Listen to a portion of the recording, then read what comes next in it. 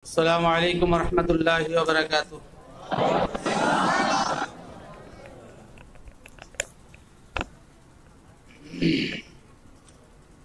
إن الحمد لله نحمده ونستعينه ونستغفره ونعوذ بالله من شرور أنفسنا ومن سيئات أعمالنا. من يهد الله فلا مضل له ومن يضلل فلا هادي له. وأشهد أن لا إله إلا الله وحده لا شريك له. وأشهد أن محمدا عبده ورسوله. أما بعد فإن خير الحديث كتاب الله وخير الهدي هدي محمد صلى الله عليه وآله وسلم وشر الأمور محدثاتها وكل محدثة بدعة وكل بدعة ضلالة وكل ضلالة في النار. أعوذ بالله من الشيطان الرجيم. بسم الله الرحمن الرحيم. ومن يشاقق الرسول من بعد ما تبين له الهدى ويتبع غير سبيل المؤمنين نوله ما تولى ونصله جهنم وساءت مصيرا. وقال تعالى في موضع آخر وممن خلقنا أمة يهدون بالحق وبه يعدلون. قال النبي صلى الله عليه وسلم لا تزال طائفة من أمتي ظاهرين الحق لا يضرهم من خالفهم حتى تقوم الساعة.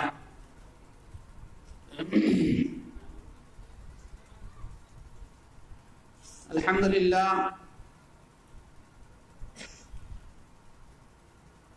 অস্বাভাবিক গরমকে উপেক্ষা করে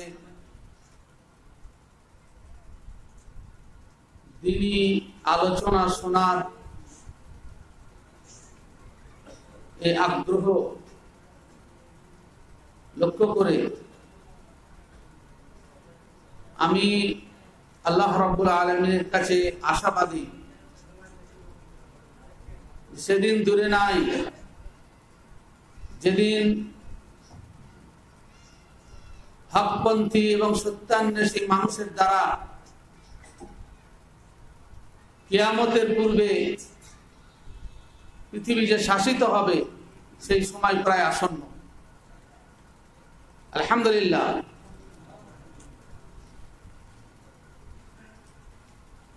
এবং আল্লাহ রাব্বুল আলামিনের কাছে এটাও আশা করছি সমষ্টিগতভাবে, হে আল্লাহ, যে অস্বাভাবিক গরমকে উপেক্ষা করে তোমার দ্বীনকে শোনার জন্য যে আমরা সমবেত হয়েছি, এর বিনিময়ে কিয়ামতের গরম থেকে তুমি আমাদেরকে রক্ষা করো, কারণ সেখানকার উত্তাপ অনেক বেশি। আল্লাহ তাআলা যেন আমাদেরকে রক্ষা করেন।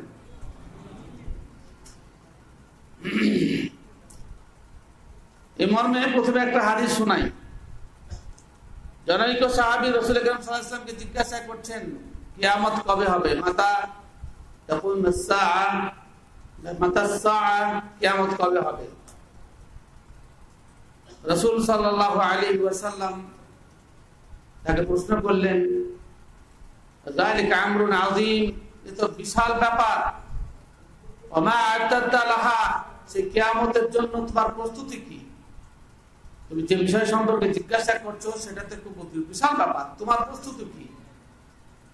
সাহাবী বললেন যে আল্লাহ রাসূল, আমার পুঁজি কিছু নেই, একটাই পুঁজি, গায়রা আন্নী উহিব্বুল্লাহ ওয়া রাসূলহু, আমি আল্লাহ এবং তার রাসূলকে ভালোবাসি। রাসূল সাল্লাল্লাহু আলাইহি ওয়াসাল্লাম জবাবে বললেন, আনতা মা মান আহবাবতা, তুমি তাদের সাথে থাকবে যাদেরকে ভালোবাসো। কিতাব ও সুন্নাতের মানকে, মর্যাদাকে সমুন্নত রাখার প্রয়াসে এই যে সভা আহলে হাদিসের আন্দোলনের, ইনশাআল্লাহুল আজিজ, হতে পারে আমরা আমলের দিক থেকে দুর্বল, আমাদের চলনে ফিরনে এই ফিতনায় পরিপূর্ণ সময়ে কিছু ত্রুটি অবশ্যই আছে, কিন্তু আমাদের বাসনা, আমাদের কামনা, আমাদের চাহিদা সম্পর্কে আল্লাহ রাব্বুল আলামিন যেহেতু সম্যকভাবে রূপে অবহিত আছেন, সেজন্য আশা করছি তিনি আমাদের ত্রুটি বিচ্যুতিগুলো ক্ষমা করে কিয়ামতের দিন আরশের ছায়াতে আমাদেরকে স্থান দান করবেন। আল্লাহ তাআলা তুমি আমাদের এই মেহনতকে কবুল করো। আমার আজকে আলোচ্য বিষয় রয়েছে যে ইসলামের নামে প্রচুর সংগঠন দিনের তারা খিদমত করছে এবং কিছু কিছু সংগঠনের কোটি কোটি সদস্য তাদের মানে কর্মসূচি, তাদের মেহনত চোখে ধরার মতো। আর আহলে হাদিসের সংখ্যা অত্যন্ত নগণ্য, মানে তরকারিতে লবণের মতো। সত্যান্বেষে মানুষের প্রশ্ন থাকতেই পারে যে এত আন্দোলনের মধ্যে কি সবটাই হক? না, সবটাই তো না হক হতে পারে না, কোনো একটা হক অবশ্যই হবে। কেননা কোনো বিতর্কিত বিষয়ে কোনো একটা বিষয়টাই হক হয়, বাকিগুলো না হক হয়। কারণ হক সম্পর্কে আল্লাহ রাব্বুল আলামিন সূরা ইউনূসে স্পষ্ট করে বলেছেন, ওমা যা বা'দাল হক ইল্লা যালাল। হকের উল্টো দিয়ে শুধু পথভ্রষ্টতাই থাকে। হক অবিভাজ্য, সত্য ভাগ করা যায় না।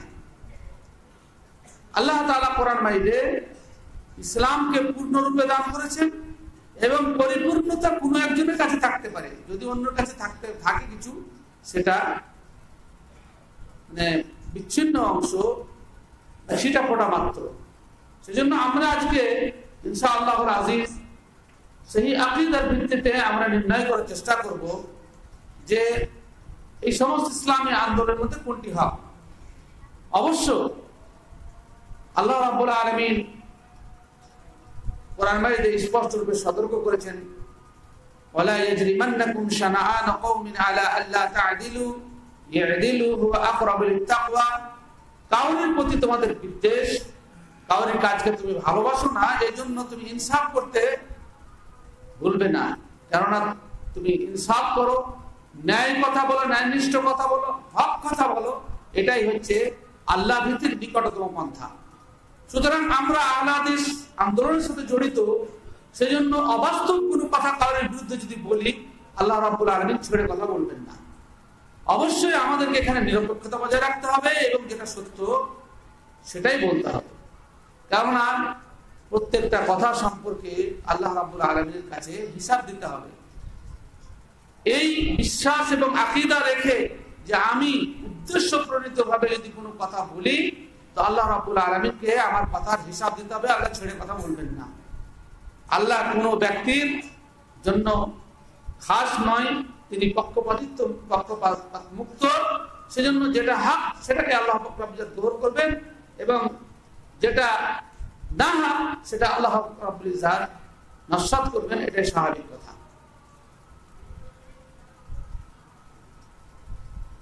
একটু পূর্বে সূরা আযাবের আয়াত আপনি শুনলেন মুসলিমদের মাযহারের মুখ থেকে, যে রাসূল কারীম সাল্লাল্লাহু আলাইহি ওয়াসাল্লাম হচ্ছেন সর্ববিষয়ে আমাদের আদর্শবান ব্যক্তি। তিনার কি নীতি ছিল কোরআন এবং সহিহ সুন্নাহর ব্যাপারে, প্রথমে সেগুলো একটু স্পষ্ট হোক, তাহলে বুঝতে সুবিধা হবে আমাদের নীতি এবং আদর্শ সম্পর্কে। আমাদেরকে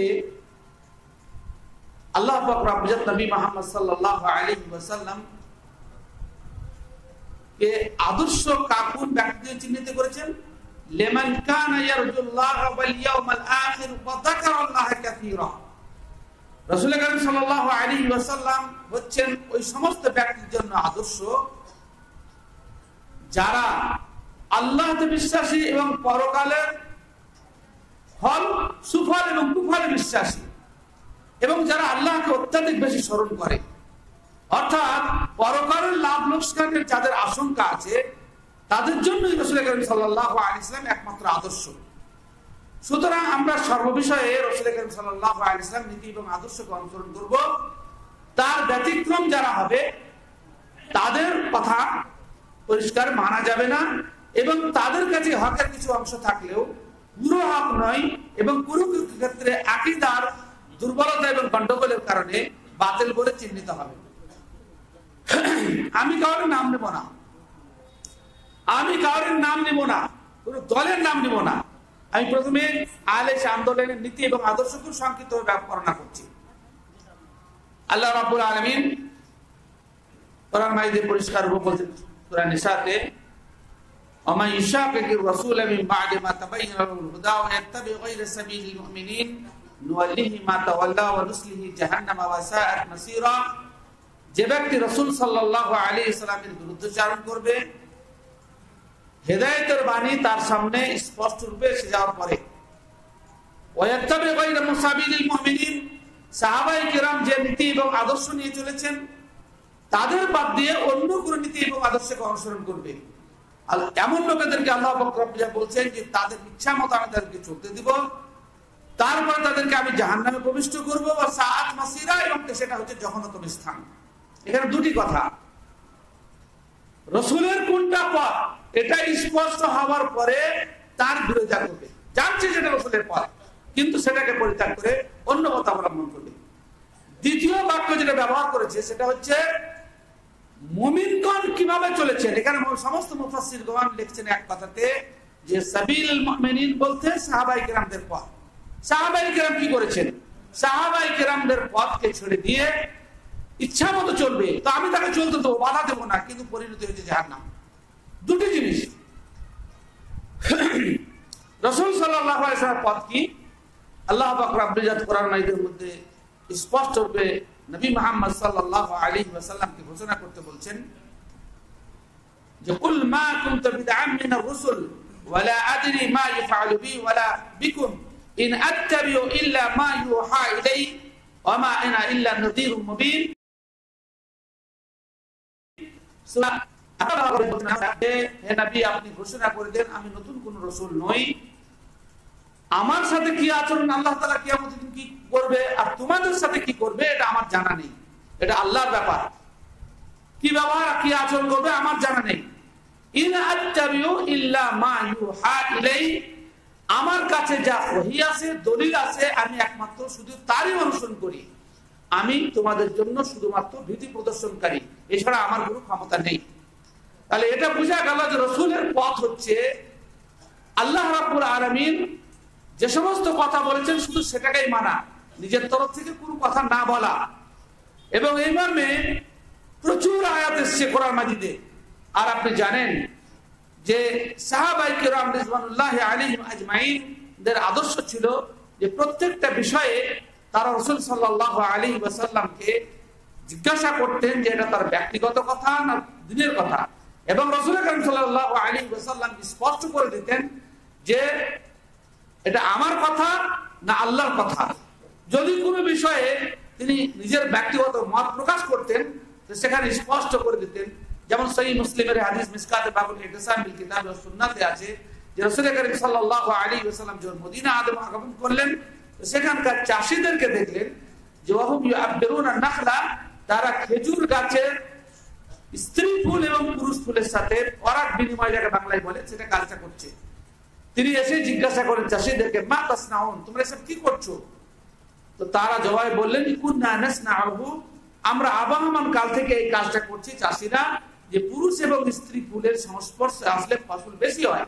তো রাসূল আকরাম সাল্লাল্লাহু আলাইহি ওয়াসাল্লাম বলছেন লাউ লাম তাফআলু লাকানা খায়রান লাকুম, তোমরা যদি এটা না করতে তাহলে তোমাদের উত্তম হতো, ভালো তোমরা অকারণ সময় করছো। রাসূল সাল্লাল্লাহু আলাইহি ওয়াসাল্লাম ভাবনা ছিল যে গাছে ফুল এসেছে ফল আসবে, এতে খারাপ কি আছে, না পরিশ্রম করার কি আছে। আধুনিক বিজ্ঞানে আমরা জানি যে এই পরাগ বিনিময়ের কাজ বেশিরভাগ ক্ষেত্রে প্রজাপতি, মৌমাছি ইত্যাদির দ্বারা সংগঠিত হয়, কিন্তু আজকাল বেশিরভাগ বিষ প্রয়োগের কারণে এই সমস্ত কীটগুলোকে কীটপতঙ্গ নষ্ট হয়ে যাওয়ার কারণে আর কৃত্রিম পন্থায় প্রজনন ঘটাতে হচ্ছে স্ত্রী এবং পুরুষ ফুলের মাধ্যমে। এটা আগে এসব করতে হতো না।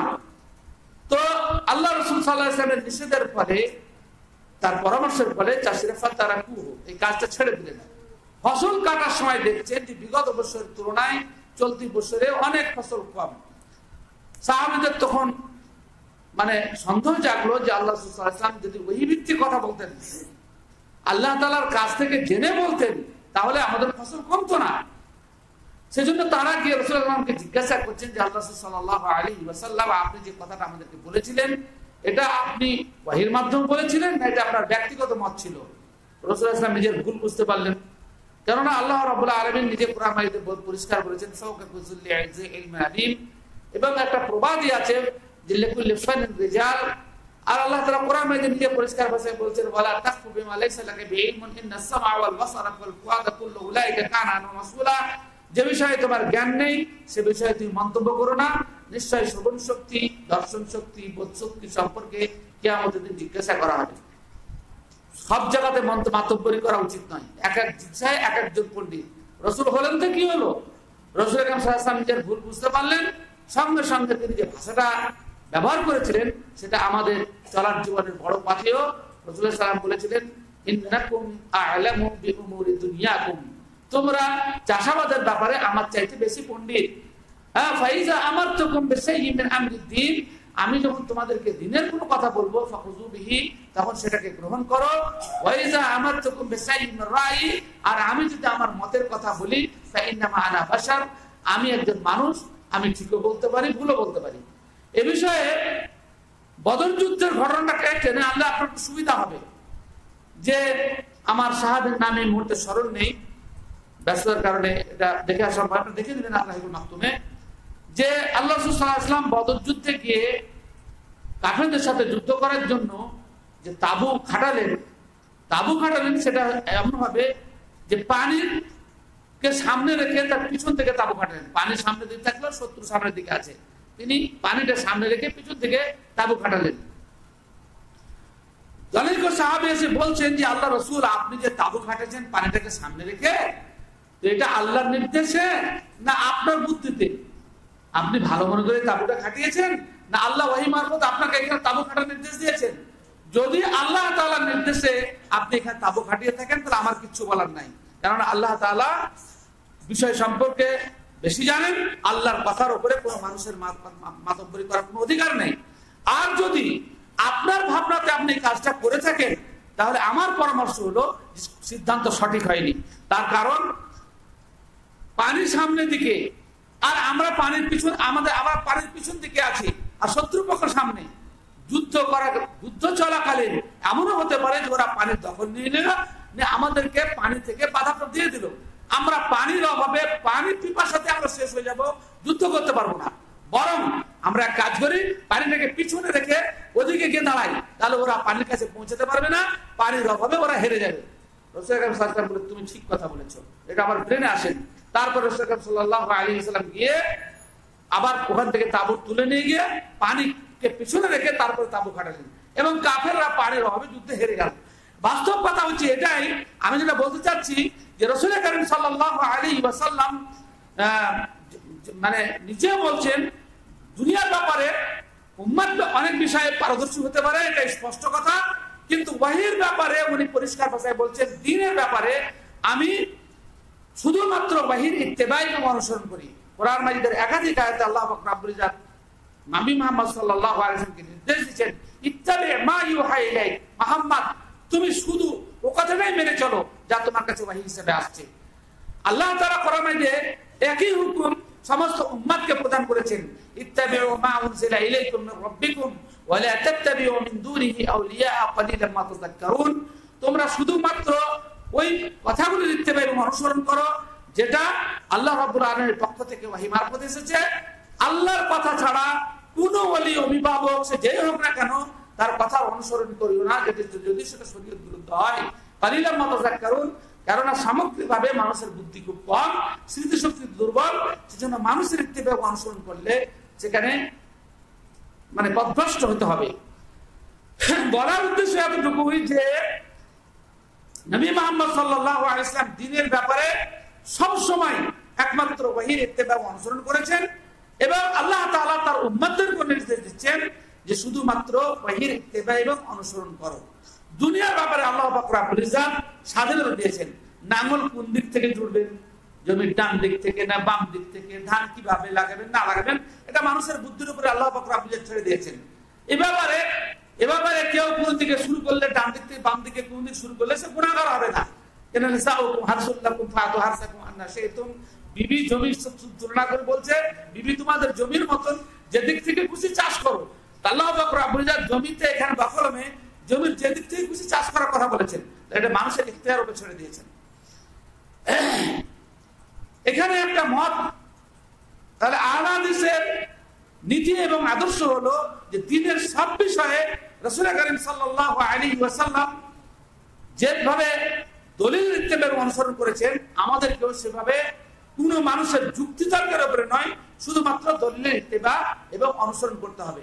কথা বলে রাখা ভালো, জেনে রাখা ভালো যে রাসূল করিম সাল্লাল্লাহু আলাইহি ওয়াসাল্লাম দ্বীনের ব্যাপারে যত কথা বলেছেন, সেটা কোরআনে থাক কিংবা হাদিস রূপে আসো, সবটাই ওহী। ওহী দুই প্রকার আপনাদের জানা উচিত।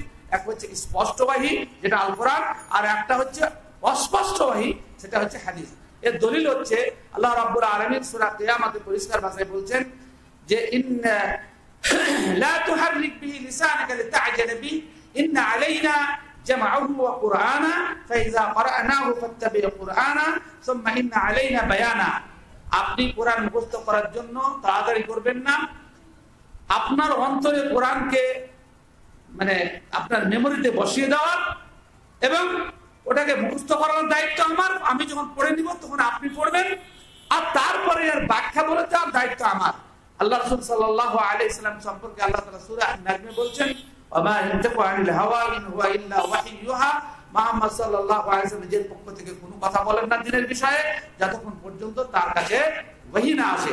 সুতরাং আল্লাহ রাসূল সাল্লাল্লাহু আলাইহি ওয়াসাল্লাম দ্বীনের বিষয়ে যে কথা বলেছেন, সেটা একমাত্র ওহী, এবং ওহীকে মানাটা হচ্ছে ফরজ। আর ব্যতিক্রম করলে আপনি আল্লাহ রাব্বুল আলামিনের সাথে আল্লাহ রাব্বুল আলামিন বিরুদ্ধাচরণ করলেন। আহলে হাদিস আন্দোলনের মূল নীতি হলো যে সমস্ত বিষয়ে কিতাব এবং সুন্নাতের অনুসরণ করতে হবে। কোন ব্যক্তির ব্যক্তিগত মত, সেটা যদি কোরআন এবং সুন্নাহ বিরুদ্ধ হয়, তাহলে সেটাকে মানা যাবে না। যখন রাসূলের কথা মানা যাবে না, সেটা যদি কোরআন এবং দলিল বহির্ভূত হয়, তাহলে অন্য কোন আলেমের কথা কেন মানা যাবে? এই মর্মে একটা বিখ্যাত ঘটনা সহিহ বুখারীতে এসেছে যে আল্লাহ তাআলা এক আইন ঘোষণা করলেন নবীর মারফতে, কোরআনে কথা নাই, হাদিসের মারফতে, ওহীয়ে খাফি অর্থাৎ অস্পষ্ট ওহীর মারফতে, যে দাস এবং দাসী, দাস এবং দাসী, সেটা দাস প্রথা ছিল, স্বামী দাস, স্ত্রী দাসী। আল্লাহ তাআলা আইন নাযিল অবতীর্ণ করলেন যে কোন দাসী যদি স্বামীর পূর্বে দাসত্ব মুক্তি পায়, তাহলে তার স্বাধীনতা আছে কোন স্বাধীন পুরুষকে বিয়ে করার। তার দাস স্বামীকে ছেড়ে দিয়ে, তার কাছ থেকে ছাড় দিয়ে অন্য কোন স্বাধীন পুরুষের সাথে বিয়ে করবে। এটা আইন হয়ে গেল। সুতরাং সবাই বুঝতে লাগলো যে কোন মহিলা যে আমার দাস স্বামীর কাছে থাকবো না, স্বাধীন পুরুষের কাছে থাকবো, স্বাধীনতা পেলেই হলো। বারিরা নামক জানেকে দাসী স্বাধীনতা পেয়ে গেলেন, আর তার স্বামী ছিল মুগিস। ও ঘোষণা দাসত্ব থেকে মুক্তির সঙ্গে সঙ্গে ঘোষণা করে দিল যে মুগিসের সাথে আমি আর সংসার করবো না, আমি অন্য কোনো স্বাধীন পুরুষকে বিয়ে করবো। কিন্তু দীর্ঘদিন স্বামী স্ত্রী একসাথে বসবাস করেছে, তাদের মধ্যে প্রেমালাপ আছে, একটা সম্পর্ক আছে, হয়তো কোনো এক পক্ষ থেকে ভালোবাসা কম থাকতেই পারে, ওটা স্বাভাবিক। কিন্তু মুগিস তো অত্যন্ত ভালোবাসে। ওই যখন ঘোষণা করে দিল যে আমি আর মুগিসের কাছে থাকবো না, তো বাড়িরা যেদিকে যায় সেদিকে মুগিস পিছনে পিছনে কাঁদতে কাঁদতে যায়, আর এই কথা বলে যে তুমি এতদিনকার ভালোবাসা ভুলে গেলে, আমাকে ছাড়িও না, আমার ভালোবাসাটা দেখো আমি তোমাকে কত ভালোবাসি, আর কেঁদে বেড়ায়। রাসূল করিম সাল্লাল্লাহু আলাইহি ওয়াসাল্লাম সহ্য হলো না, মুগিসের কান্না দেখে তিনি বাড়িরা হস্তক্ষেপ করলেন এবং বাড়িরাকে বুঝাচ্ছেন যে তোমাকে মুগিস কত ভালোবাসে তুমি দেখতে পাচ্ছ না, আল্লাহ তোমাকে স্বাধীনতা দিয়েছে, তো কি হলো, তুমি এই স্বামীর কাছেই থাকো। রক্ষণাত্মক ভঙ্গিতে বাড়িরা রাসূল করিম সাল্লাল্লাহু আলাইহি ওয়াসাল্লামকে জিজ্ঞাসা করছেন, আপনি আল্লাহর অর্ডার শোনাচ্ছেন না আপনার অনুরোধ করছেন, কোনটা বলুন? বাড়িরা রাসূল সাল্লাল্লাহু আলাইহি ওয়াসাল্লাম বলছেন, আল্লাহর অর্ডার তো আগেই শুনিয়ে দিয়েছি যে স্বাধীনতা পেলে অন্য কোন স্বাধীন পুরুষকে বিয়ে করতে পারে, আমি তোমাকে কান্না থেকে অনুরোধ করছি। বাড়িরা তখন বলছেন যে আল্লাহ রাসূল আপনার কথা রাখুন, আল্লাহ আমাকে স্বাধীনতা দিয়েছে, ওর কাছে আমি থাকবো না। তাহলে বোঝা গেল যে নবী যদি কোন বিষয়ে পরামর্শ দেন, সাথে যদি দলিল বহির্ভূত হয়, তাহলে উম্মাহ সেটাকে মানতেও পারে, না মানতেও পারে। সুতরাং দলিলের ইত্তেবা এবং অনুসরণ না করলে আপনার সেখানে না মানার ব্যাপার নাই, কারণ আল্লাহর কথা আল্লাহর নাফরমানি কোনো মতেই করা যাবে না। এবং রাসূল কারীম সাল্লাল্লাহু আলাইহি ওয়াসাল্লাম শরীয়ত বিরুদ্ধ কোনো অর্ডার উম্মতকে দিতে পারেন না, কারণ কোরআন স্পষ্ট রূপে বলছে সূরা আল হাক্কা 44 থেকে 47 নম্বর আয়াতে, এটা স্পষ্ট দলিল যে রাসূল কারীম সাল্লাল্লাহু আলাইহি ওয়াসাল্লাম উম্মতকে শরীয়ত সম্পর্কে যে নির্দেশ দিয়েছেন তা সবটাই ওহী ভিত্তিক, নিজের মত কিছু বলেননি, নিজের তরফ থেকে কিছু বলার তার অধিকার ছিল না। কোরআন কি বলছে? ওয়ালাউ তাকাওয়ালা আলাইনা বা'দাল আকাবিল লাআখাযনা মিনহু বিল ইয়ামিন সুম্মা লাকাতা'না মিনহুল ওয়াতিন ফামা মিনকুম মিন আহাদিন আনহু হাজিজিন। আল্লাহ পাক রব্বুল বলেন, মুহাম্মদ সাল্লাল্লাহু আলাইহি ওয়াসাল্লাম যদি আমার নাম নিয়ে সামান্যতম কথা বলেন যা আমি বলতে বলিনি, তো আমি তার ডান হাতকে ধরবো, গলাটাকে কেটে দেব। ফামা মিনকুম মিন আহাদিন আনহু হাজিজিন, নবী মুহাম্মদের ভক্তবৃন্দের কাউরির ক্ষমতা নাই যে এই শাস্তি প্রয়োগ করতে আমাকে বাধা দিতে। তো আল্লাহ রাসূল সাল্লাল্লাহু আলাইহি ওয়াসাল্লাম গলা তো কাটা যায়নি, ডান হাতকে ধরার ইতিহাসে নেই। সুতরাং আল্লাহ রাসূল সাল্লাল্লাহু আলাইহি ওয়াসাল্লাম নিজের পক্ষ থেকে কোনো কথা যে বলেননি, সবটাই আল্লাহ তাআলার কাছে ওহী পালন করেছেন, এটা স্পষ্ট রূপে কথা।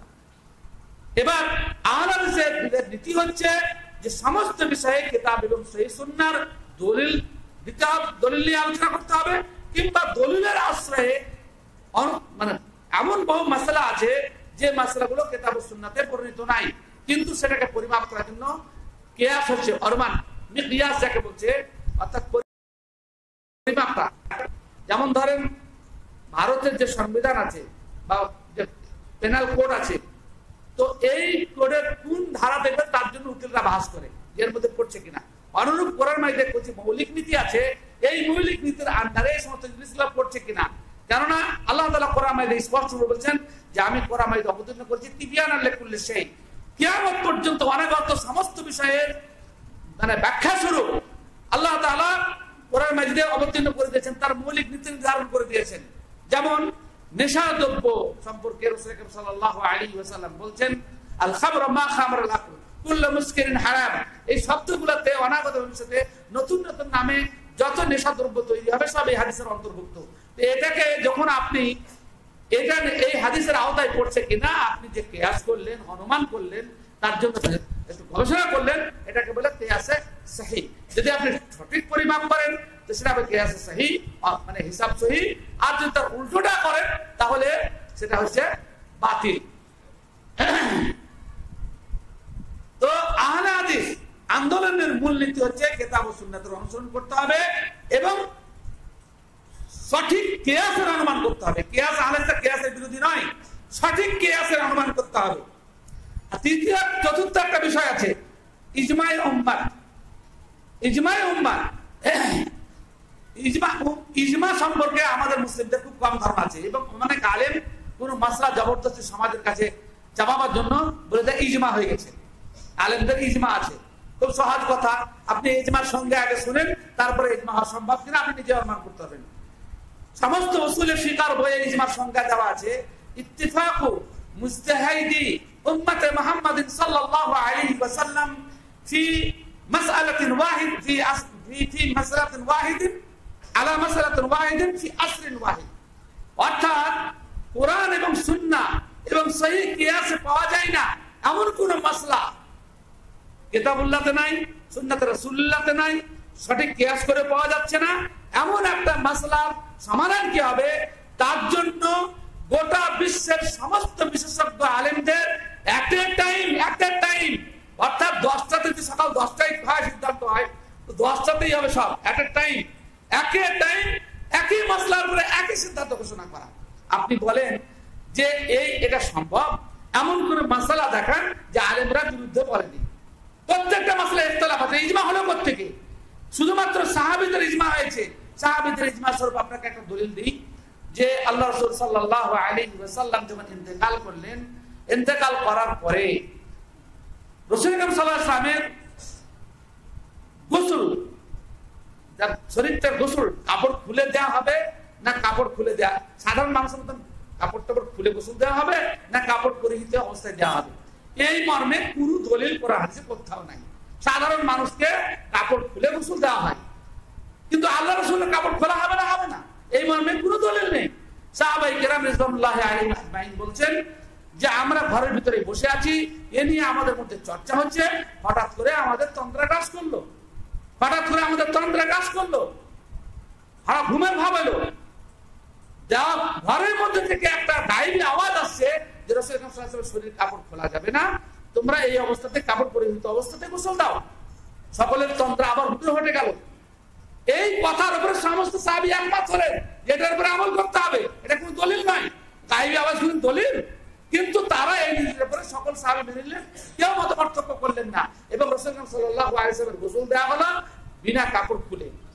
বলার উদ্দেশ্য হচ্ছে এটাই যে এজন্যই আল্লামা ইমাম ইবনে হাজম নিজে পরিষ্কার বলেছেন, আমানিত্তা আল ইজমা বা'দা সাহাবাতি ফাহুয়া কাযিবুন, যে ব্যক্তি সাহাবাদের পরে ইজমার কথা বলছে এরা মিথ্যাবাদী।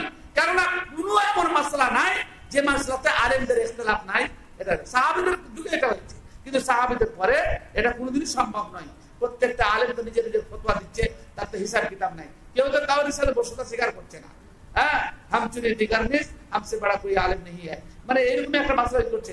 সেজন্য সাহাবীদের পরে কাউর ইজমা যদি ইজমা দাবি করছে ইয়া ইজমা ভিত্তিহীন, তাহলে বোঝা গেল যে সাহাবীদের ইজমা আমাদের কাছে দলিল, এবং সহিহ কিয়াস যেটা কিয়ামত পর্যন্ত বাকি থাকবে এটা আমাদের কাছে দলিল, কিতাব ও সুন্নাহ আমাদের কাছে দলিল। এই ব্যাপারে এবার যে আন্দোলনগুলো চলছে হানাফি, শাফি, মালিকি, হাম্বলি, এই যে সমস্ত আন্দোলন, মৌলিক আন্দোলন যেটা মানে অনেক পূর্বে শুরু হয়েছে 400 শতাব্দীর পর থেকে, তো এই আন্দোলনগুলি এই নীতির ভিত্তিতে কোনটা ঠিক কোনটা বেঠিক আপনি চিহ্নিত করতে পারবেন। আহলে হাদিস আন্দোলন নীতি স্পষ্ট। আর বাকি যে তিন আছে, ইমাম আহমদ বিন হাম্বলের কোন মাসলাতে উনি মুহাদ্দিস থাকা সত্ত্বেও তার কিছু মাসলাতে এবং তারপরে অনুসারীদের কিছু মাসলাতে ইখতিলাফ থাকলেও আহলে হাদিসদের কাছে তিনি। বাকি ইমাম শাফি, ইমাম মালিক, ইমাম আহমদ বিন হাম্বল, তাদের কাছে সমস্ত হাদিস একত্রিত না হওয়ার কারণে তারা সেই যুগে কিছু ফতোয়া দিয়েছেন এবং তারা স্পষ্ট করে বলে গেছেন এজা সাহাল হাদিস ফাহুয়া মাযহাবি, কোন হাদিস সহিহ হলে সেটাই আমার নীতি এবং আদর্শ। তার ভক্তরা সেটাকে মানেনি, সে ভক্ত না পাওয়ার কারণে এই দল থেকেই গেছে। এত পৃথিবীর তো কানান নাস উম্মাতুন ওয়াহিদান ফাখতালাফু, লোক একই দল ছিল তারপরে ইখতিলাফ করে ভাগ হয়ে গেছে, এটা স্পষ্ট কথা। আমাদের উদ্দেশ্য হচ্ছে এই ইসলামী আন্দোলনের মধ্যে 4টা আন্দোলন, হানাফি, শাফি, মালিকি, হাম্বলি এবং আরো মৌলিক, এগুলা এই নীতির উপরে প্রতিষ্ঠিত না থাকার কারণে তাদের ভিতরে ইখতিলাফ আছে। আর সেজন্য আলহামদুলিল্লাহ আমরা এই নীতিকে বহির্ভূত করেছি, আমরা নিজেকে আহলুল হাদিস বলছি। কেন নিজেকে আহলুল বলছি তার একটা প্রেক্ষাপট আছে, এখন বর্ণনা করতে গেলে যদি শেষের দিকে সম্ভব বর্ণনা করবো। এখন বর্তমান সময় 4-এর পরে এখন বর্তমান সময়ে কতগুলি আদর্শ, একটা হচ্ছে আহলে কুরআন যারা বলছে হাদিস মানা যাবে না, একটা হচ্ছে জামাতুল মুসলিমিন যারা বলছে যে নিজেকে হাদিস বলা যাবে না, সবাইকে মুসলিম বলতে হবে, আর একটা হচ্ছে যে মানুষকে ফজিলতের মাধ্যমে হক পথে টানতে হবে, হ্যাঁ এগুলো মৌলিক নয়, ফজিলতের মাধ্যমে তাতে জাল জয়ী যাই হোক না কেন ফজিলতের মাধ্যমে টানতে হবে। আর একটা হচ্ছে ইসলামী আন্দোলন, আর একটা হচ্ছে যে মুসলমানদের দুর্দশা হচ্ছে রাষ্ট্র হারানো, সুতরাং রাষ্ট্র ক্ষমতা দখল করলেই সব সমস্যার সমাধান হয়ে যাবে। এই 4টা কথা আমাদের নিজের আদর্শ কথা বললাম, এই 4টা কথা এক এক করে আমি খণ্ডন করবো সহিহ দলিলের ভিত্তিতে। প্রথমটা হচ্ছে যে শুধু কোরআন মানতে হবে, হাদিস মানা যাবে না।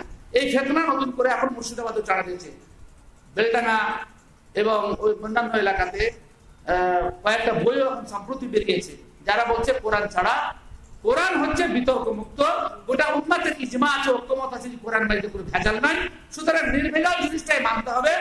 আর হাদিসে সব গন্ডগোল আছে, কেউ বলছে সহিহ কেউ বলছে জয়ীফ, সুতরাং হাদিস মানতে হবে না, এটা তাদের বিতর্ক। এবং বেশ কিছু বিষয়ে তারা হাদিসকে অস্বীকার করছে, এসব সুবিধাবাদী লোক। আমার কথা হচ্ছে এর বেশি দূর খণ্ডন করতে হবে না, আমার কথা হচ্ছে যে আল্লাহ তাআলা কোরআন মাইজে নিজে বলছেন মা আতাকুমুর রাসূলু ফাখুযু ওয়া মা নাহাকুম আনহু ফান্তাহু ওয়াত্তাকুল্লাহ ইন্নাল্লাহা শাদীদুল ইকাব। সূরা হাশরে আল্লাহ পাক বলেন রাসূল যা দিবেন সেটাকে গ্রহণ করো, রাসূল যাকে নিষেধ করবেন তা থেকে বিরত থাকো। আল্লাহ ডাইরেক্ট বলতেছেন আর এই আয়াতটা শুনলেন সূরা নূরের ফালিয়াহযারিল্লাযিনা ইউখালিফুনা আন আমরিহি আন তুসিবাহুম ফিতনা আও ইউসিবাহুম আযাবুন আলীম। যে ব্যক্তি রাসূলের নির্দেশকে উপেক্ষা করবে, যে ব্যক্তি রাসূলের নির্দেশকে উপেক্ষা করবে, সে ফিতনায় পড়বে কিংবা চরম শাস্তিতে যাবে। এই ব্যাপারে বেশি দূর যেতে হবে না। রাসূলের নির্দেশকে উপেক্ষা করার শাস্তি সাহাবীগণ ওদের যুদ্ধেই পেয়েছেন। ওদের যুদ্ধে পেয়েছেন। 70 জন সাহাবী শহীদ হলেন আর রাসূল আক্রান্ত হলেন। কারণটা কি ছিল?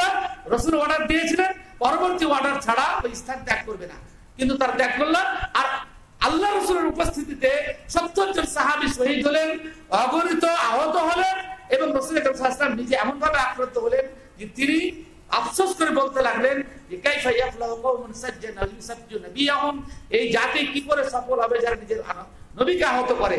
আল্লাহ পাক রব্বুল ইজ্জত সঙ্গে সঙ্গে আয়াতের ভিতরে বললেন লাইসা লাকা মিনাল আমরি শাই, মুহাম্মদ তোমার হাতে কিচ্ছু নেই, আমি এটা ঘটিয়েছি যে রাসূলের হুকুমের বিরোধিতা করার জন্য তোমাকে শাস্তি দিয়েছি। সুতরাং রাসূল সাল্লাল্লাহু আলাইহি ওয়াসাল্লামের বিরোধিতা করা যাবে না, এটা স্পষ্ট। রাসূল সাল্লাল্লাহু আলাইহি ওয়াসাল্লাম যে কোন নির্দেশ দেন ওহীর ভিত্তিতে দেন, যে কোন নির্দেশ দেন ওহীর ভিত্তিতে দেন। রাসূল পুলিশে ভুল করলে সঙ্গে সঙ্গে আল্লাহ তাআলা সংশোধন করেন। সেজন্য রাসূল সাল্লাল্লাহু আলাইহি ওয়াসাল্লাম দ্বীনের ব্যাপারে কোনো সময় শরীয়ত বহির্ভূত কথা বলেন না। নামাজ পড়তে বলেছেন আল্লাহ তাআলা কোরআন মাজিদে, নামাজ পড়তে বলেছেন। যে নামাজ কিভাবে পড়বো? আল্লাহ বলেছেন রুকুর কথা, আল্লাহ বলেছেন সিজদার কথা, আল্লাহ বলেছেন কিয়ামের কথা। কিয়ামটা কেমন হবে, রুকুটা কেমন হবে, সিজদাটা কেমন হবে? আল্লাহ রাসূল সাল্লাল্লাহু আলাইহি ওয়াসাল্লাম তরিকাতে হবে। যেহেতু যার উপরে ওহী অবতীর্ণ তিনি বেশি বুঝেছেন না উল্টাটা বুঝেছেন? আমাদের দেশে বিশেষ করে হানাফি ফিকহে পরিষ্কার লিখছে, আর একটা হচ্ছে মাসা করা। ওযুর তো বিস্তারিত বর্ণনা নেই, কতবার কুল্লি করতে হবে, নাকে পানি দিতে হবে, সব কোনো কিছু নেই। হানাফি মাযহাবের ফিকহে পরিষ্কার ভাষায় বলছে যে সাজদার অর্থ হচ্ছে ওয়াজহুল জাবাত আল আরদ, মাটির উপরে কপালটাকে ঠেকানো। সুতরাং কেউ যদি 1 সেকেন্ডের জন্য ঠেকায় বা সিজদা হয়ে গেল। আর রাসূল আকরাম সাল্লাল্লাহু আলাইহি ওয়াসাল্লাম হাদিসে বলছেন না, রাসূল সাল্লাল্লাহু আলাইহি ওয়াসাল্লাম আন্নাকরাতুল গুরাব, কাকের মতো ঠুকুর মারতে। আর এরা বলছে যে না, কেউ ঠুকুর মারলেই আর সিজদা হয়ে গেল। কেননা আল্লাহ তাআলা কোরআন মাজিদে সিজদা করার কথা বলছেন। সিজদা হচ্ছে পুরো একটা শব্দ, তার আদনা মানে অর্থাৎ এখন ন্যূনতম অর্থের উপর নির্ভর করে। ন্যূনতম অর্থ হচ্ছে কপালকে ঠেকানো। ম্যাক্সিমাম অর্থের কথা যে হাদিসে বলা হয়েছে এটা আল্লাহ তাআলার কোরআন পাকের উপরে খবরদারি, সুতরাং এটা মানা যাবে না। এর জন্য এরা বলছে যে আল্লাহ তাআলা কোরআন মাজিদে সূরা ফাতিহা পড়তে হবে, কথা বলেনি, বলছে কোরআন পড়ো। সুতরাং কেউ যদি বুকে হাত বাঁধার পরে কোরআন মাজিদে যে কোনো আয়াত পড়লে আবার নামাজ হয়ে গেল, ওকে বেশি কিছু পড়তে হবে না। এই যে কিয়াস চলছে জগা খিচুড়ি, আপনি কি করে সমাধান দিবেন? কি করে সমাধান দিবেন? নামাজ সুষ্ঠুভাবে পড়তে গেলে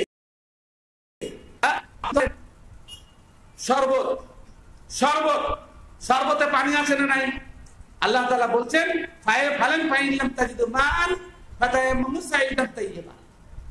যদি পানি না পাও তাহলে তায়াম্মুম করো। শরবতে পানি আছে না নাই? মুতলাক পানি তো আছে, পানি মিঠা পানি আর সাদা পানি, পানি তো আছে। সুতরাং কেউ যদি শরবতে উজু করিলে সুন্দর হয়ে যাবে, আর কেউ যদি শরবত গোটা গায়ে উজু করবে মাসি থেকে লাগবে কিছু।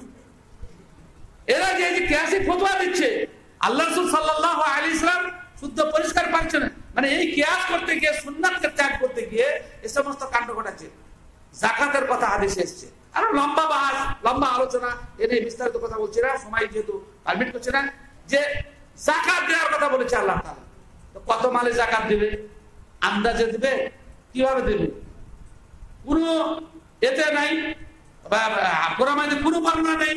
কত টাকা যাকাত ফরজ তারও বর্ণনা নাই, কত মাল হলে কত যাকাত দিবে তারও বর্ণনা নাই, সুনাতে কত যাকাত দিবে তারও বর্ণনা নাই। এটা সব হাদিস থেকে গ্রহণ করা হয়েছে। সুতরাং হাদিসকে যারা অস্বীকার করছে তাদের জীবন 1 সেকেন্ডের জন্য চলবে না, সব বাতিল হয়ে যাবে। সুতরাং হাদিসকে তো মানতেই হবে। এরা যারা কোরআন মানতে হবে হাদিস মানতে হবে না বলছে, এরা এক প্রকার সুবিধাবাদী দল, নিজের স্বেচ্ছাচারিতা অবলম্বন করার জন্য এরা বাতিল। অতএব এটাকে কেউ করে। এর জন্য আপনাদেরকে একটা উর্দু বই, খুব দুঃখজনক ঘটনা একটা মাঝখানে বলে দিই। সেটা হচ্ছে আমাদের রাজ্য সম্মেলনে আমাদের শেখ ইউসুফ মাদানী একটা খুব আফসোস করে বলেছিলেন যে বাংলাদেশ যা পারে পশ্চিম বাংলার মুসলমানরা তা কেন পারে না? তা না পারার পেছনে কয়েকটা কারণ আছে। ওখানে হাজার হাজার গুরুত্বপূর্ণ বই ছাপাচ্ছে, তার জন্য পুরো পাবলিকেশন সংস্থা আছে এবং অর্থের বিনিয়োগ তারা করছে, বড় লোকরাও এগিয়ে এসেছে। আমাদের দেশে বড় লোকরা বাতিল কাজে টাকা খরচ করতে বসতান, বিয়েতে শাদীতে ইত্যাদিতে। সত্য কথা বলতে কি, এখানে বিশেষজ্ঞ আলেমদেরকে একটা টিম করে বসা অনুবাদ করার প্রয়োজন, আমরা সেজন্য অর্থ নাই। মুর্শিদাবাদ জেলা জমিয়তুল আছে, ওদের ক্যাশে বসে দেখতে পাচ্ছি মাত্র 19,000 টাকা ক্যাশ। কি হবে বলেন? আমাদের এখন ব্যালেন্স হচ্ছে মাত্র 19,000 টাকা। এই উনি হিসাব দিয়েছেন গত মিটিং এ, মাত্র 19,000 টাকা। এর দ্বারা কি হবে? চা খাওয়ার পয়সা হবে।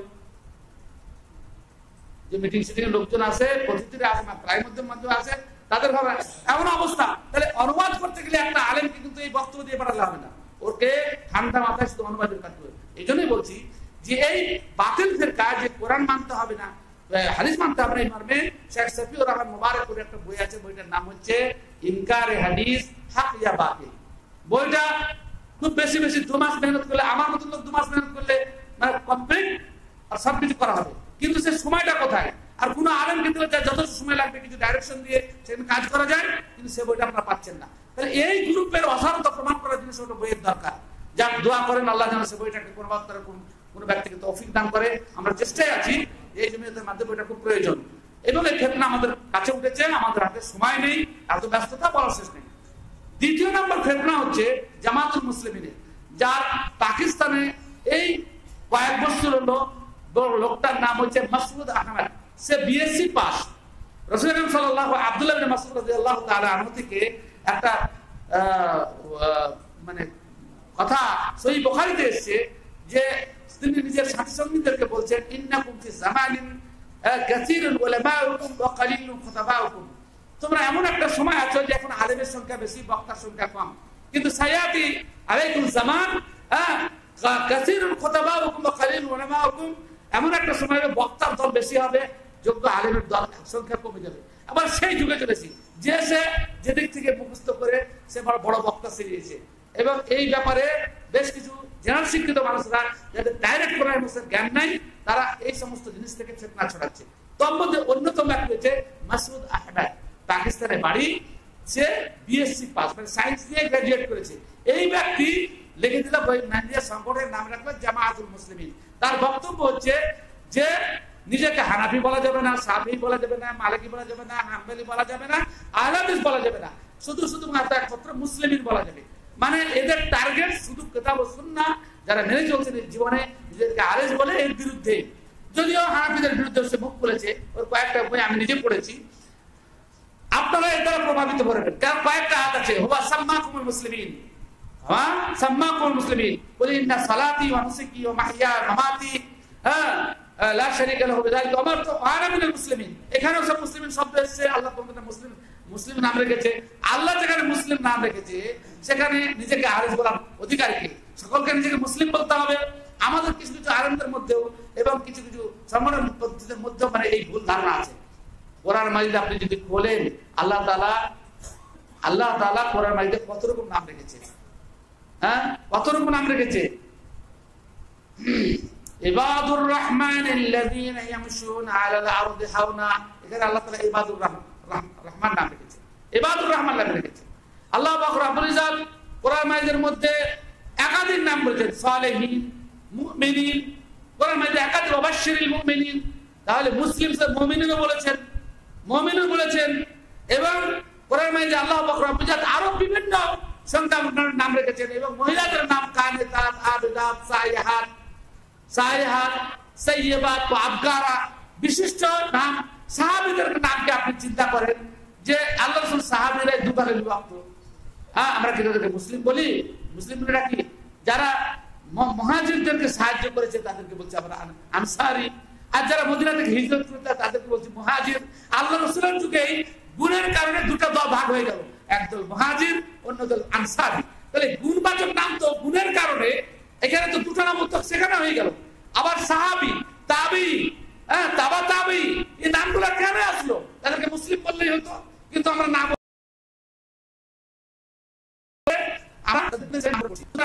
দুনিয়াবি একটা উদাহরণ দেওয়া যাক।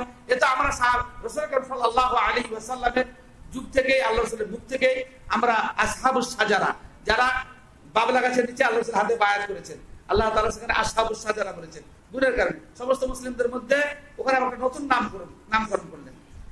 সুতরাং ধান মেলা রকম, ধান মেলা রকম। আপনি মিনিকেটের চাল চান, নাম আপনি চাল দেন বললে মিনিকেট দিবে? তা আপনার কাছে জিজ্ঞাসা করবে যে ভাই কোন চাল নেবেন। মুসলিমদের মধ্যে যখন এত ফেরকা, সকলে নিজে নিজে দাবি করছে, আপনি মাজারপন্থী মুসলিম না দলিলপন্থী মুসলিম, এটা জানার জন্য আপনার গুণবাচক নাম জানা আছে না নাই? হ্যাঁ, আমরা টুপি দেখে বুঝতে পারি না কারণ মাজারের মতন টুপি, খবরের মতন টুপি। হ্যাঁ, দেখা যায় যে বেরেলিয়ারা এক একজনের এক এক টুপি। এই আহলে হাদিস নামটা হচ্ছে গুণবাচক নাম। আল্লাহ তাআলা কোরআনে 14 জায়গায় নিজের হাদিসকে হাদিস বলেছেন, রাসূল আকরাম সাল্লাল্লাহু আলাইহি ওয়াসাল্লাম নিজের কথাকে নিজে হাদিস বলেছেন, সহিহ বুখারীতে আবু হুরায়রা থেকে বর্ণিত হাদিস এসেছে। সুতরাং উভয় হাদিসকে যারা মেনেছেন আহলে হাদিস, এর নামকরণের প্রয়োজন ছিল না। কিন্তু বাতিলপন্থীরা যখন নিজের আকীদা তখন তাদের থেকে স্বতন্ত্র পরিচিতির জন্য এই নামকরণ করা হয়েছে। সুতরাং জামাতুল মুসলিমিনের দাবি একদম বেকার এবং ভিত্তিহীন, এবং পাকিস্তানের ওলামারাও একদম হালুয়া টাইট করে দিয়েছে। আলহামদুলিল্লাহ, তৌসিফুর রহমান এবং যে সমস্ত ওলামায়ে কেরাম আছেন যথেষ্ট তার বিরুদ্ধে বলেছেন, এবং এদের কাছে কোনো দলিল নেই, শুধুমাত্র কোরআনের দিন শোনার। তৃতীয় যে দলটা সব থেকে বেশি মানুষের মধ্যে ঘুরে বেড়াচ্ছে, সেটা হচ্ছে যে মানুষকে দাওয়াত দিতে হবে লোভ দেখি, দাওয়াত দিতে হবে লোভ দেখি আর ভয় দেখি। হ্যাঁ, ফজিলতের কথা বলে আনতে হবে, লোভে মানুষ আসবে, লোভে অবশ্যই লোভে আসবে। সে লোভটা যেন সঠিক লোভ হয়, জান্নাতের লোভে। আল্লাহ তাআলা নিজেও জান্নাতের লোভে এবং জাহান্নাম থেকে বাঁচার কথা বলেছেন, কিন্তু এমন লোভ দেখানো যে লোভের ভিত্তি নেই, এটা সব থেকে বড় কথা হচ্ছে আকীদা। আকীদার কোনো কথা নেই।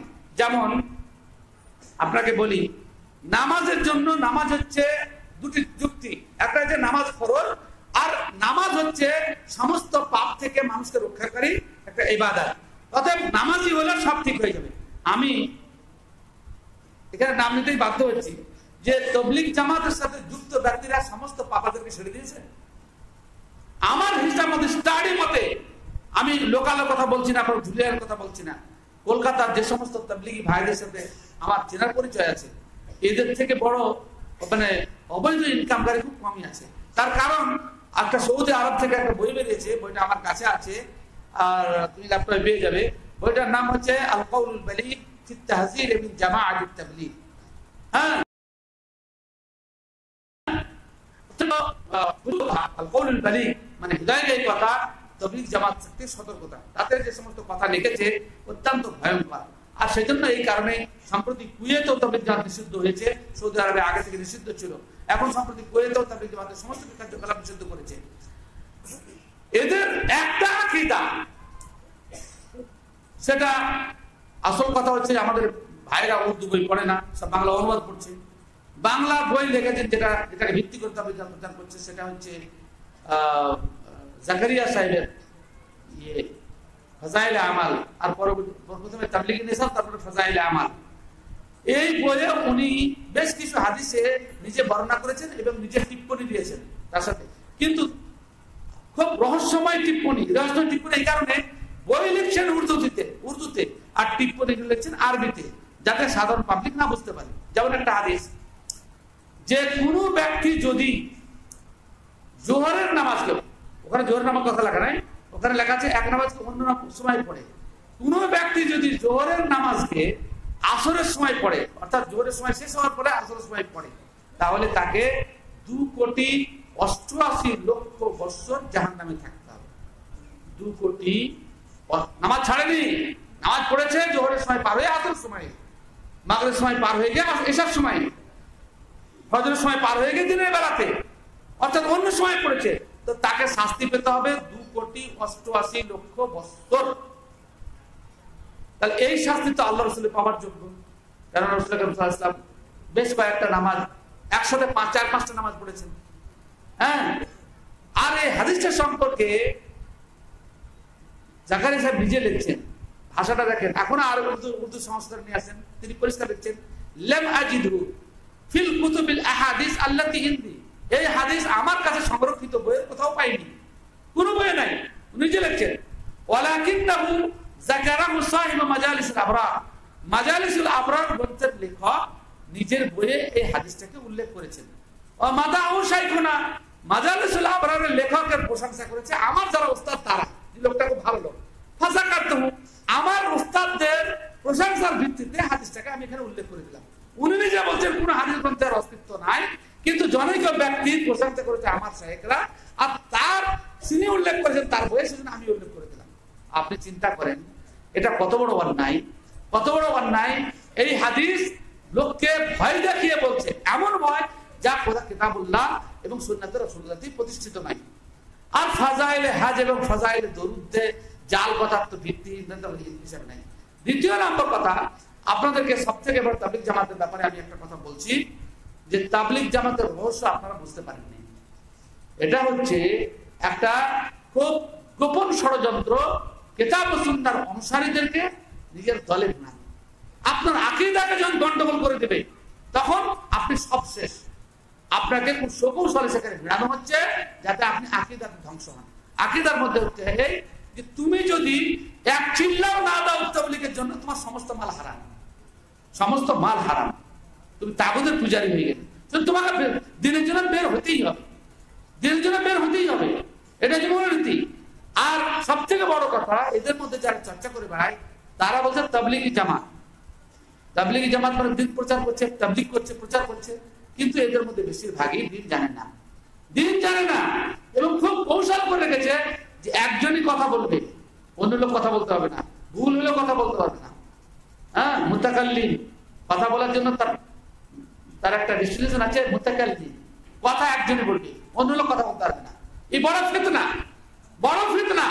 আমার বাল্যকালের ওস্তাদ, আপনাদের এখানে আমাদের ইমরুল কায়েসকে আমি ওর কাছে মিজান পড়েছি, আর তারপরে ওর বিয়ের বরযাত্রী ছিলাম আমি, তো মিজান পড়েছি, আর সেজন্য উনি গর্ব করে বলেন যে আব্দুল্লাহ সালাফি আমার ছাত্র। ঠিক আছে, ওটা কোনো অসুবিধা নাই, ছাত্রদের ছিলাম তো, আমি তো অস্বীকার করি না। কিন্তু উনি যে সমস্ত কার্যকলাপ করে বেড়াচ্ছেন, হ্যাঁ, এটা অত্যন্ত দুর্ভাগ্যজনক। এবং এই সমস্ত আহলে হাদিসদেরকে টার্গেট করে মানে আহলে হাদিসদের মধ্যে ডিভিশন আনছে এবং আহলে হাদিসদের আকীদা খারাপ করছে। আপনাকে একটা ঘটনা বলি। আল কাউলুল বালিগ ফি তাহযির মিন জামাআতিল তাবলীগ আমার ব্যাগে ছিল। শিউরিতে একদিন বাসে উঠছি, তো ফারহান সাহেব, রাজগ্রামের ফারহান খান, উনিও বাসে উঠছেন, পাশাপাশি সিটে আমি ইচ্ছাকৃত আসলাম। আর আমার বড় চাচার সাথে অনেক একটা সম্পর্ক ছিল, সেজন্য আমিও বড় চাচা বলে ওনাকে শ্রদ্ধা করি। আমাকে ভয়ও করে খুব তারপর থেকে, এমনিতে মানে দিতে হবে। আমি বইটাকে পড়ে নলহাটি পর্যন্ত পড়ে শোনালাম, এরপরে তাবলীগ জামাত করবেন। উনি খালি এতটুকু বললেন, বিষয়গুলো তুমি আমাকে বাংলায় লিখে দাও। তা আমি বললাম যে এতগুলো বই আপনাকে পড়ে শোনাচ্ছি, এর জবাবও দিচ্ছেন না, যে কথাগুলো ঠিক নয়, তারপরে আপনি করে যাবেন। তো বলছে যে কিছু লোক তো নামাজি বানানো যাচ্ছে। আরে নামাজি, ফাওয়াইলুল লিল মুসাল্লিন আল্লাযিনা হুম আন সালাতিহিম সাহুন, নামাজিরা জাহান্নামে যাবে না? যাবে না, নামাজিরা জাহান্নামে যাবে। অনেক নামাজি যারা ঢিলামো করে নামাজ পড়ে, সঠিকভাবে নামাজ পড়ে না, তাদের অবস্থান কিয়ামতের দিনে কারুন, ফিরআউন, হামান, উবাই ইবনে খালদের সাথে হবে। হাদিস সহিহ, হাদিস আলবানী সহিহ বলেছেন। সুতরাং না, হ্যাঁ, হাদিস সহিহ না, হাদিস সহিহ বলেছেন। তো এই হাদিসটা সহিহ হাদিস, যে ব্যক্তি নামাজকে সঠিকভাবে পড়বে না, তার অবস্থান কিয়ামতের দিনে কারুন, ফিরআউন, হামানের সাথে হবে। হ্যাঁ, নামাজ যদি ঠিকভাবে না বা সুন্নাহ অনুযায়ী না হয়, তার যদি অবস্থা হয়, আপনি নামাজ করে যাতা করে পড়লেই হবে। সুতরাং তাবলীগ জামাতের যে উদ্দেশ্য, ফিকহি মাসলাক হানাফি মাযহাবের প্রচার এবং প্রসার। আমরা অজান্তেই হানাফি হয়ে যাচ্ছি এবং অনেক বিষয়ে তাদের অনুসরণ করছি। এটা দুর্ভাগ্যজনক ঘটনা। এবং এরাও আপসের মধ্যে ক্ষমতার দলাদলি নিয়ে কয়েকটা ভাগে ভাগ হয়েছে। আপনারা হয়তো খবর রাখেন কি রাখেন না, এ নিয়ে প্রচুর বই বেরিয়েছে, অবশ্যই পড়া উচিত। তৃতীয়, চতুর্থ একটা সব থেকে টাটকা বিষয়, এখন 2-3টা সংগঠন বলছে যে ইসলাম ক্ষমতা দখল না করলে ইসলাম প্রতিষ্ঠা করা যাবে না। এটা এখন নতুন হাতিয়ার। এ বিষয়ে প্রথম অগ্রণী ভূমিকা পালন করেন সৈয়দ কুতুব শহীদ, হাসানুল বান্না শহীদ, ইখওয়ানুল মুসলিমিন এবং তার দোসরগণ। এবং সেইটারই মানে মোটামুটি ভারতীয় সংস্করণ, উপমহাদেশের সংস্করণ পেশ করেন আবুল আলা মওদুদী।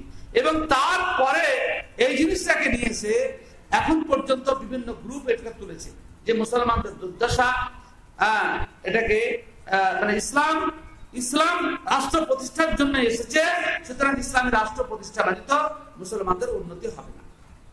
আল্লাহ রহম করে এই আকীদা এবং মত পোষণ করতে গিয়ে হাজার হাজার মুসলিম খুন হয়েছে, প্রতিভা নষ্ট হয়েছে, সময় নষ্ট হয়েছে।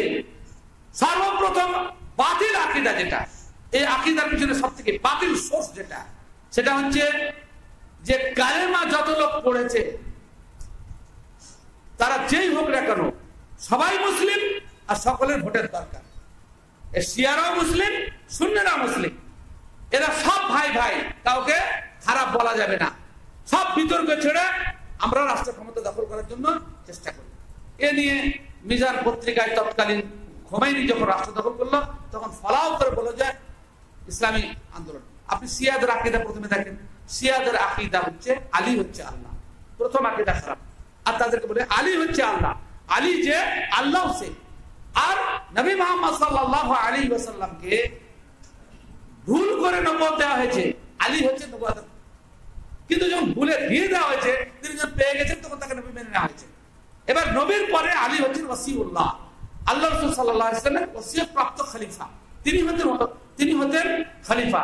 কিন্তু আবু বকর দুশমনি করে আলীকে বাদ দিয়ে নিজে ক্ষমতা হয়েছেন, অতএব জালিম, অর্থাৎ কাফের। ওমরও কাফের, উসমানও কাফের। আর এই কুফরগুলোকে যেহেতু সমস্ত সাহাবী সমর্থন করেছিলেন, সেজন্য তারা সবাই কাফের। একমাত্র আলী, মিকদাদ ইবনে আসওয়াদ আর আবু যার গিফারি আর সালমান ফারসি, এই চারজন বাদ দিয়ে পৃথিবীতে 1,44,000 কিংবা তার থেকে বেশি যে সাহাবী ছিলেন সবাই কাফের। এবং সেজন্য তাদের, আপনি ইরান যান, আল্লাহ তাআলা যে টাকা দেয় ভিসা টিসা করে ইরান যান, তাদের বাড়িতে, বাড়ির দরজাতে, আজকাল মানে ভিডিওর যুগ, আজকাল মোবাইল নেটওয়ার্কে, ফেসবুকে এবং নেটেও আপনি যদি খুঁজে দেখবেন, তাদের বাড়ির উপরে অনেকে লিখে যাবে যে মুহাম্মদ আল্লাহ মধ্যে কেউ লিখে রাখে, একটু লেখা তো ঠিক নয়, ওখানে লেখা আছে লানাতুল্লাহি আবি বকর ওয়া উমর ওয়া উসমান। একদম পরিষ্কার ভাবে প্রত্যেক দরজা লেখা আছে যে আবু বকর ওসমানের উপরে লানত বর্ষিত হোক, তাদের দরজা লেখা আছে। এবং এটা ওরা যে আবু বকর ওসমান বিরোধী তা তাদের দরজাতে লেখা থাকে। এটা কার বাড়ি এটা চিহ্নিত করার জন্য কথা লেখা থাকে।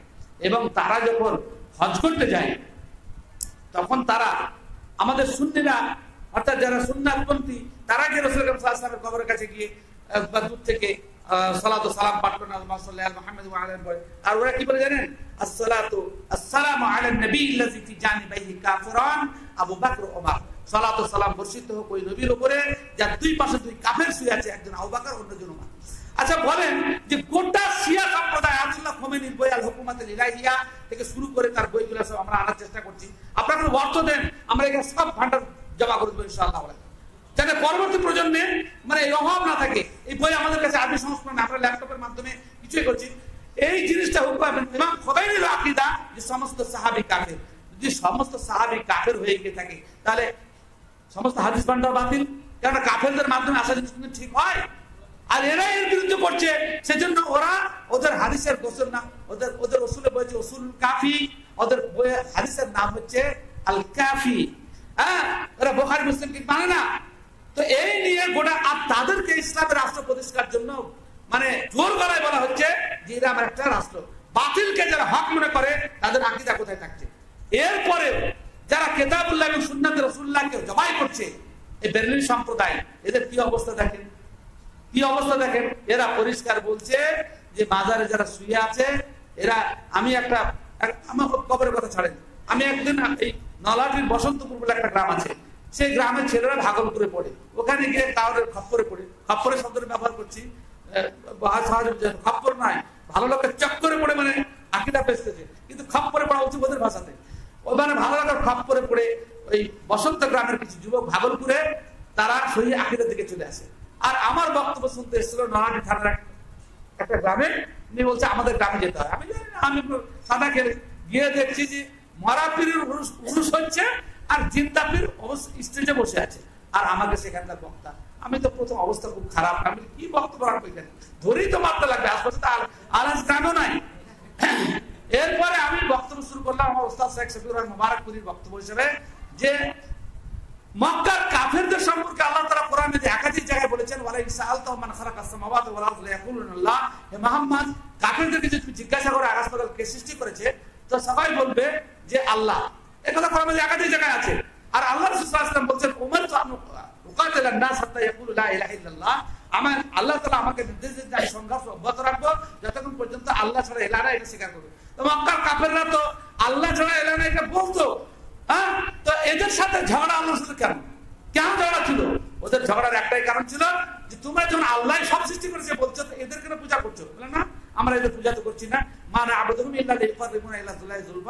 আমরা সাধারণ মানুষ, আল্লাহর কাছে পৌঁছাতে গেলে সিঁড়ির দরকার, তো এই পীর সাহেবদেরকে আমরা সিঁড়ি হিসেবে ব্যবহার করি। এটা তার আল্লাহর যারা সিঁড়ি হিসেবে ব্যবহার করছিল, মাধ্যম হিসেবে ব্যবহার করছিল, তাদের সাথে ঝগড়া করলেন। তা আমরা যদি ওরকম মাধ্যম মানি তাহলে আমাদের কি অবস্থা হবে?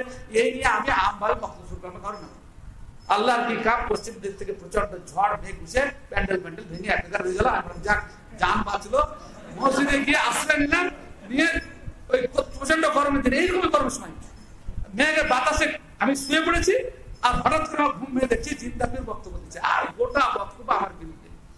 বক্তব্যের সার নির্যাস হলো, এই মৌলবীরা কিচ্ছু জানে না, মৌলবীরা কিচ্ছু জানে না। জানেন সব থেকে বলছে যে আল্লাহ হচ্ছে সব জিনিসের মালিক, আর দলিল নিচ্ছে পীরের পূজা করতে হবে, তার দলিল নিচ্ছে আল্লাহ হচ্ছে সবকিছুরই মালিক। কিন্তু আল্লাহ বিলি বন্টনের দায়িত্ব দিয়েছে পীর সাহেবদের উপরে। হ্যাঁ, জেলার পীর, অঞ্চলের পীর, গ্রামের পীর, এই বলে একদম শেষ পীর আব্দুল কাদের জিলানী পর্যন্ত ঠেকিয়ে বলছে যে এই যে আমি কথাগুলো বলছি দলিল কি? ওদের বলছে এই যে কথাগুলো বলে দলিল কি জানেন? দলিল হচ্ছে যে যখন কাউরির বাড়িতে বিয়ে লাগে তখন বাড়ির মালিক কিন্তু যারা রান্না বান্না করে বিলি বন্টন তাদের দায়িত্ব দিয়ে দেয়। ওই দিন যদি বাড়ির মালিকের কাছে কিছু চাওয়া হয় তো পরিষ্কার বলবে বাবা ওদের দায়িত্ব দিয়েছে, ওদের কাছে চাও। আল্লাহ সবকিছুর মালিক হওয়া সত্ত্বেও বিলি বন্টনের দায়িত্ব দিয়েছে পীরদের হাতে, যা কিছু চাইতে হবে এদেরকে আল্লাহর কাছে চাইলে পাওয়া যাবে না, আর সেই জন্য তার কাছে চাই।